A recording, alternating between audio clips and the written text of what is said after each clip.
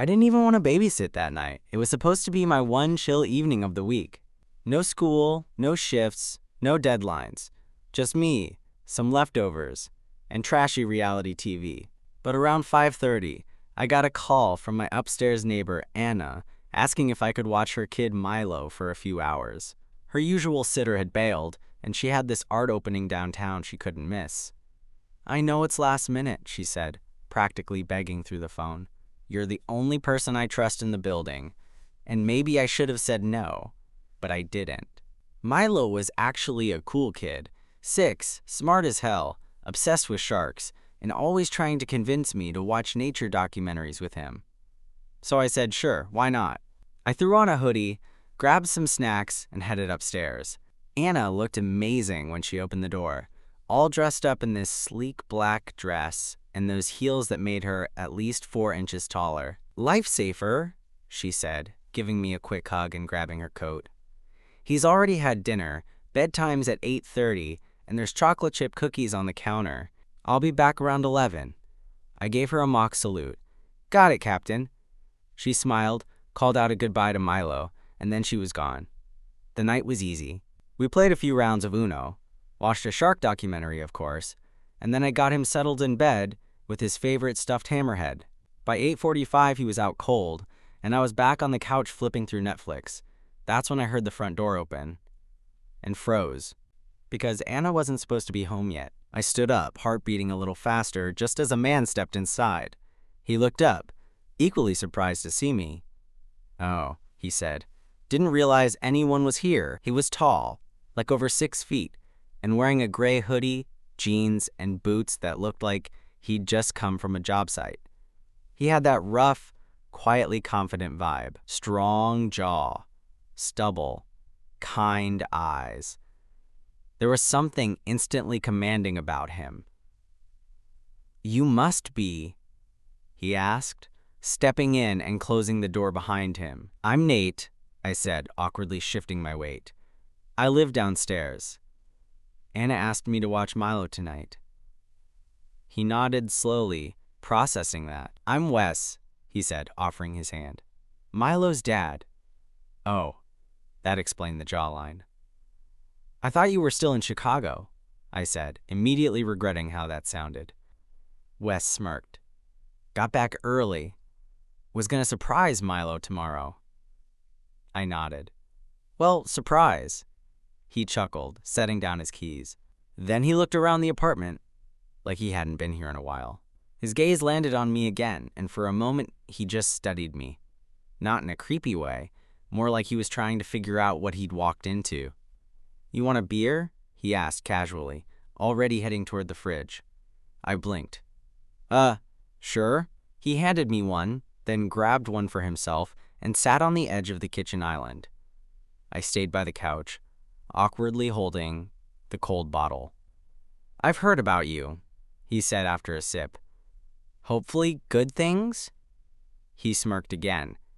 "Anna said you're a good guy. Quiet, keeps to himself, plays board games with my kid." I laughed nervously. "Guilty." We drank in silence for a moment, and then he tilted his head at me. "You seeing anyone?" The question hit me out of nowhere. I blinked. Not really." He nodded slowly, almost like that was the answer he expected. Then he looked down at the bottle in his hands, and when he looked back up, his voice was lower. "Funny. I figured you were." I frowned slightly. "Why?" He didn't answer right away.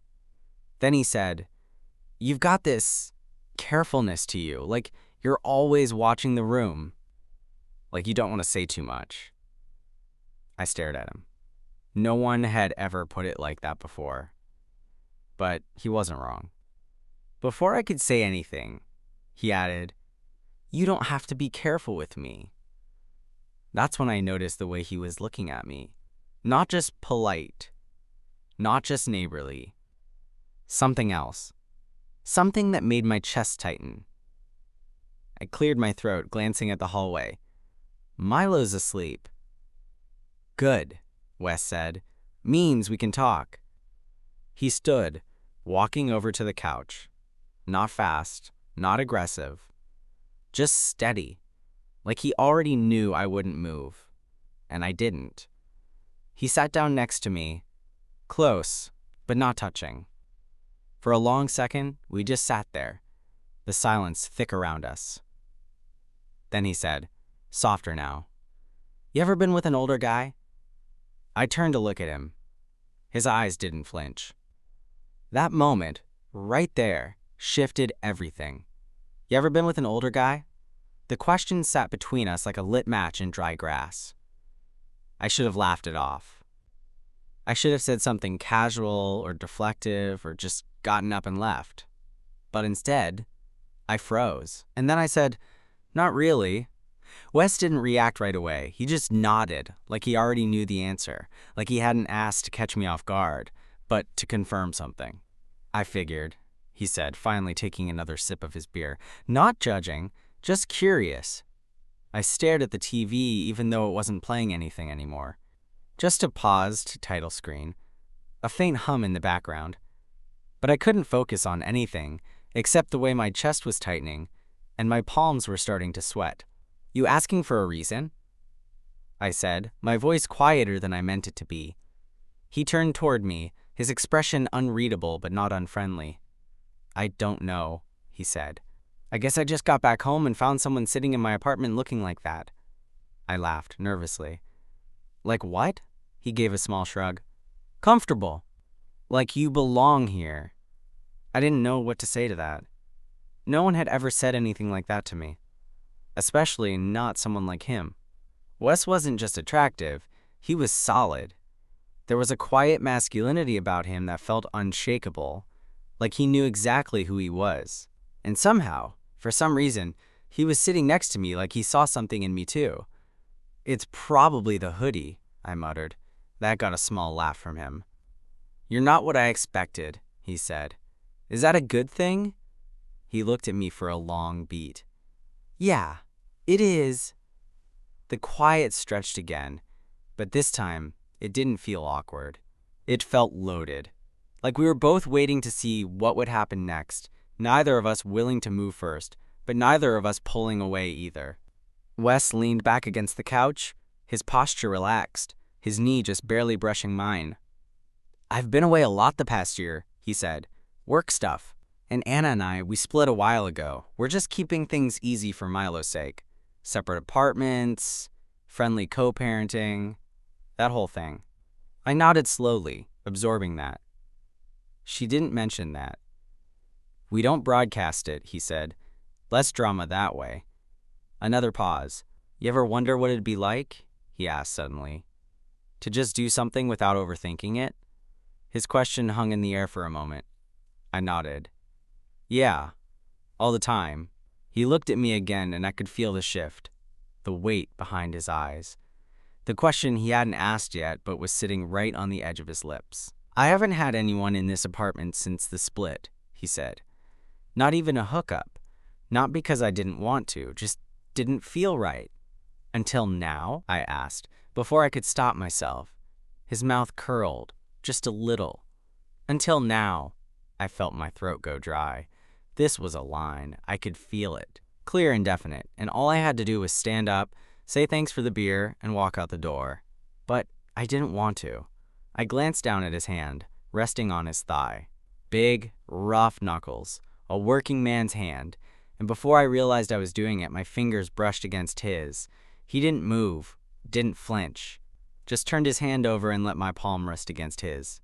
It wasn't sexual, not yet. It was intimate, like he was letting me in on something private. Something he didn't share with just anyone. "You okay with this?" he asked. I nodded, heartbeat thumping so loud I was sure he could hear it. And then he shifted, just a little closer. Our shoulders touched. Our knees were already brushing. His hand slid over mine, slow and careful, like he was checking for any sign of hesitation. There wasn't any. Not from me. And apparently not from him either. Because the next thing I knew, he was leaning in. Not fast, not aggressive, just steady. Like this wasn't a move. Like it was inevitable. The first moment his lips touched mine, everything else in the room blurred out. The muted glow of the TV, the ticking kitchen clock, the faint city noise seeping through the windows. It was all just gone. Wes kissed like someone who didn't do it lightly, like someone who didn't waste moves. It was gentle, but there was weight behind it. Purpose. Not rushed, not fumbling, just this slow, quiet pressure of his mouth against mine that made me forget how to breathe for a second. When he pulled back, it wasn't far. His forehead nearly touched mine. "You good?" he asked, voice low, steady. I nodded, my heart pounding. "Yeah, just didn't expect it." He gave a small smile. "Neither did I." And then he kissed me again. This time deeper, with more certainty. His hand slid up the side of my face, fingers brushing my jaw. His touch was warm, rough in a way that made my skin feel hypersensitive. I leaned into it without even thinking. For someone who hadn't had anyone in a while, he kissed like someone who knew exactly how to make you forget your own name. Eventually, we pulled apart, and I sank back against the couch, catching my breath. He was still close, his arm resting behind me now, thumb grazing my shoulder. "I don't usually do this," I said, instantly regretting how cliché it sounded. Wes chuckled. "Yeah, I got that vibe." I glanced over at him. "And you?" He shrugged. "I haven't felt this comfortable with someone in I don't know how long." There was a quiet honesty in his voice, not the kind people use to flatter, the kind that only comes out when they stop pretending they're fine all the time. I let the silence hang for a bit, unsure what to say. My brain was still catching up with what just happened. He finally broke it. "You're probably thinking this is a bad idea," he said, almost like he was daring me to agree. But I shook my head. "I'm thinking it feels kind of right." He looked over, surprised and maybe a little relieved. "You ever do something you didn't plan?" I continued. "But the second it happens, it feels like it was supposed to happen all along?" "Yeah," he said quietly. "That's this." I smiled, feeling my shoulders relax for the first time in what felt like days. Then we heard it, a soft creak, followed by the unmistakable pitter-patter of tiny feet on hardwood. We both sat upright at the same time. Wes stood, already in dad mode, as Milo shuffled into the room in his shark print pajamas, rubbing his eyes. "Dad," he mumbled, half asleep. "You're home?" Wes crossed the room in a few steps, crouching in front of him. "Yeah, buddy. Got back early." Milo blinked, then smiled sleepily and leaned into him. Wes scooped him up effortlessly, cradling him against his shoulder. "You okay?" he asked. "Had a bad dream." Wes kissed the top of his head. "You're safe. I got you." I watched from the couch as they disappeared down the hall, a strange warmth blooming in my chest. Seeing him like that, soft-spoken, protective, affectionate, it shifted something in me. When Wes came back a few minutes later, he was quieter. He didn't sit back down. Just leaned against the doorway for a second, watching me. "You okay?" I asked. He nodded. "Yeah. Just wasn't expecting tonight to go like this." I stood slowly, grabbing my bag. "You want me to head out?" He didn't answer right away. Then, "Do you want to?" I looked at him. At this man who just minutes ago had kissed me like he'd been waiting to for months, who'd tucked his kid back into bed like it was second nature, who was standing there now like he didn't want the night to end either. "No," I said. "But I should." He nodded, not arguing. "I'll walk you down." Wes grabbed his keys off the counter and followed me to the door. He didn't rush me, didn't try to pull me back in, just stayed close, like he didn't quite want the distance to start growing yet. We stepped into the quiet hallway together. The building always smelled like someone was baking something, cinnamon or vanilla or both. And for once, the elevator wasn't humming or the plumbing groaning somewhere behind the walls. Just stillness. He hit the elevator button and I leaned against the wall, suddenly more aware of everything. How my lips still tingled, how warm his hoodie looked in contrast to the chill outside, how close we'd come to crossing a line I hadn't even known I wanted to cross. He kept looking over at me like he wasn't sure if he should speak first, so I did. Was that a one-time thing? He tilted his head slightly. Do you want it to be? I hesitated. No. Me neither, I nodded, biting the inside of my cheek. This is complicated though, right? You're newly single, you've got a kid. I'm the guy who plays board games with your son. You're the guy my son likes because he listens to him, Wes said. That matters. A lot. I looked up at him, surprised by how steady he sounded. How sure? Wes took a step closer, his voice quieter now. I'm not saying I know what this is yet, but I know I'm not making out with babysitters for fun. I'm 34, not 20. I let out a laugh, half nervous, half relieved. Okay, old man. Hey, he smirked. I'm still in my prime. The elevator dinged. We didn't move. I stared at the open doors for a second, then back at him. So what now? He shrugged, stepping into the elevator with me. We talk. We take our time. Maybe I stop pretending I'm not into the guy who's been hanging out in my apartment more than I have lately. I glanced at him. You noticed? Hard not to, he said. Especially when he started leaving little drawings on Milo's homework folder. That made me laugh. He asked me to. I'm not complaining, he said. Just saying. I noticed. The elevator slid open on the 3rd floor. My floor. We stepped out, and for a moment, neither of us moved again. The hallway was dim, quiet, the kind of in-between space that made things feel suspended. Not over, but paused. Wes scratched the back of his neck. You free tomorrow? I raised an eyebrow. Babysitting? He smiled. No, just maybe come up for dinner. I'll cook. You cook? I grill. That counts, I said, unlocking my door.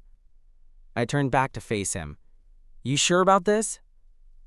He didn't hesitate. No, but I want to find out. That felt honest. Safe. I gave him a nod. Okay, dinner sounds good. He stepped back toward the elevator, and just before the door shut, he looked up. I'll bring dessert, he said. I smiled, then slipped inside my apartment, leaning against the closed door for a second and exhaling everything at once. The night wasn't just unexpected. It was the first time in a long time that something felt like the start of something real, and I had no idea where it was going. But I wanted to find out. The next day was weird, but not in a bad way. I kept replaying everything. Wes's voice, the way he looked at me like I wasn't just someone passing through his apartment, the feel of his hand on mine. It was the kind of mental loop you get stuck in when something big happens and you're still trying to convince yourself it actually happened. He texted me around noon. Wes, still on for dinner? Me. Yeah, you need anything? Wes, just show up hungry and maybe don't tell Milo about my terrible potato wedges. I grinned at my phone and tossed it onto the bed. At 6:30, I took the stairs up to his place, partly because I didn't want to awkwardly wait for an elevator, partly because I needed the 30 seconds to breathe. When I knocked, Milo was the one who answered. Nate, he grinned, already holding a toy in one hand. Guess what? I have a new shark book. Wes appeared behind him, wearing a black t-shirt and jeans, barefoot, towel slung over his shoulder like he'd just cleaned the kitchen, or grilled half the meal shirtless in the hallway. Who knows? You sure you're ready for this? He asked, giving me a once-over. Depends, I said. Did you burn the wedges? He smirked. No comment. Dinner was easy. Weirdly easy. Milo dominated most of the conversation, showing me his book, asking if I knew that hammerheads could see almost 360 degrees, and quizzing Wes and me on ocean trivia while we ate. Wes grilled chicken, made those not at all terrible wedges, and poured us both a beer once Milo was distracted enough with dessert. Afterward, Milo curled up on the couch with his tablet while Wes and I cleaned the dishes together. There was something about that, standing next to him in his kitchen, sleeves pushed up, handing off clean plates, that felt absurdly domestic. And good. You've been good for him, Wes said quietly, rinsing a pot. He's easy to like. You're good for me too, he added, glancing sideways. I swallowed that slowly. I wasn't sure how last night would sit with you today, I admitted. He paused, then dried his hands and leaned back against the counter. I've been back home less than 48 hours, and I already feel more grounded than I have in months. That's not nothing. I watched him for a moment. You sure this isn't just the high of being back? I've been gone a lot, he said. But I wasn't missing Chicago. I was missing this. His voice was steady, intentional. And when he stepped forward, closer than before, my pulse jumped. Not from nerves, but from recognition. That same quiet certainty from the night before was back in his eyes. Milo's gonna crash soon, Wes said. You can stick around if you want. I knew what he meant, but not in the rushed, take your clothes off kind of way. It was more, stay. Let's not pretend we don't feel this. Okay, I said. I'll stay. He smiled like he'd been waiting for that. After Milo went to bed, the apartment got quiet again. Same couch, same glow from the TV we weren't watching. Wes and I sat close, closer than before. I could feel his leg against mine. He didn't look over right away, just let the silence settle before shifting slightly, fingers brushing mine. When I turned toward him, he leaned in again. This kiss wasn't like the first one. It wasn't hesitant or testing. It was deeper, hungrier. And this time, when he pulled back, he didn't ask if I was okay. He just pressed his forehead to mine and whispered, "Come here." Wes pulled me in, slow but sure, like he wasn't asking for permission anymore, just letting me know where he stood. His hand was on my waist, warm and steady, the kind of touch that grounded you. I followed him, leaned in fully, and let it happen. There was no music, no big dramatic moment, just the sound of our breathing and the soft creak of the couch cushion as we shifted closer. His mouth found mine again, but this time, there was no easing into it. It was deliberate, confident, not rushed, but sure. I felt his fingers slide up beneath my hoodie, touch grazing bare skin at my lower back. That first contact sent a sharp rush through me, not just from how good it felt, but because of who it was. Wes Milo's dad. The guy I had only ever seen in passing, in hallways and hellos and a few shared smiles when our paths crossed. Now here we were. And it didn't feel weird. It felt right. I ended up straddling him before I even realized what I was doing. One leg on either side, both of us half laughing like we couldn't believe it either. Wes looked up at me, his hands steady on my hips. You sure you're okay? I nodded. Are you? Instead of answering, he pulled me back down and kissed me harder. His beard scratched just enough to remind me this wasn't some perfect fantasy. This was a real man. A dad. A guy who smelled like soap and wood smoke, and someone who probably had calluses from fixing stuff around the house. I felt safe with him. And wanted. God, I hadn't felt that in a long time. Eventually, we slowed down, breathing hard, foreheads touching, trying not to laugh at how tangled we were. He rubbed his thumb along my side, and I just let my hands rest on his chest, feeling the rise and fall of it. I haven't done this with anyone since the divorce, he said, almost to himself. I looked at him. You okay with that? I didn't think I'd want to, he said, then met my eyes. But I'm glad it's you. There was no line after that, no big confession. He didn't make it poetic. He just held me close, and I stayed there, in his lap, in his arms, while the TV quietly scrolled through its menu behind us. That night, I didn't go home. He gave me one of his t-shirts to sleep in, soft and oversized, and we curled up in his bed, not naked, not rushed, just two guys figuring it out. We didn't talk much. We didn't have to. Just breathing in sync, our legs tangled under the sheets, his hand on my chest like he needed to know I was real. And when I woke up the next morning, sunlight slipping through the blinds, he was still there. Still holding me, still breathing easy, still real. I woke up to the smell of coffee and the faint clatter of a spoon against a ceramic mug. Wes wasn't in bed anymore. For a second, I panicked. It wasn't like he'd disappear, but that creeping voice in the back of my head, the one that always showed up after a good thing, started whispering things like, maybe he regrets it. Maybe this was a mistake. Maybe you crossed a line. I threw on the t-shirt he'd given me and padded into the kitchen barefoot. He was there, leaning over the counter in gray joggers and a tank top, sipping from a mug, scrolling through something on his phone. He looked up as I walked in, and without missing a beat, smiled. "Morning," he said. "Coffee?" The tightness in my chest eased instantly. God, yes. He poured me a cup and handed it over like it was the most normal thing in the world, like I hadn't just spent the night wrapped up in him. And maybe it was normal now. Maybe it didn't have to be complicated. We sat at the counter in easy silence, the kind that didn't beg to be filled. "How'd you sleep?" he asked, eventually. "Pretty damn well," I said. "Wasn't planning to stay the night, though."